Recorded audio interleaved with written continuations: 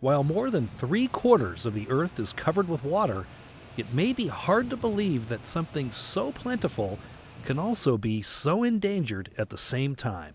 It's fitting that the San Juan Islands Museum of Art is this summer's home to the Fragile Waters exhibit, considering the island's combined 478 miles of pristine shorelines and 113 endangered species of native animals. This unique and environmentally themed photo exhibit, which features the works of Ansel Adams, Ernie Brooks, and Dorothy Kerper Monolly, beautifully displays just how fragile the Northwest's and the rest of the world's waters truly are. We wanted to answer with beauty rather than with, the horrific things you see or, the pessimistic approach you see normally in the media.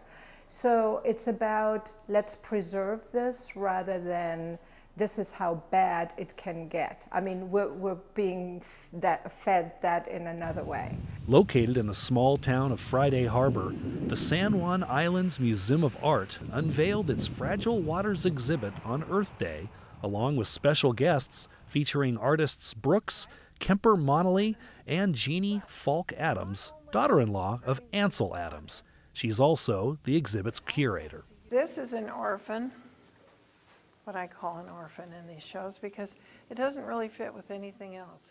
This gallery features various landscape shots taken both above water and under it as well, all of which call attention to water and its beauty as well as its power. All of Ernie Brooks' works feature stunning photographs of underwater landscapes and various forms of sea life.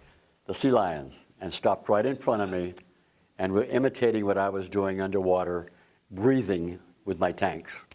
While the Fragile Waters Gallery will only be on display through Labor Day weekend, the San Juan Museum of Art hopes these photographs inspire and engage those who want to see it for a lifetime. I think I'd like them to leave with a profound sense of beauty of our natural world, heightened awareness of how fragile it is and man's role in preserving that.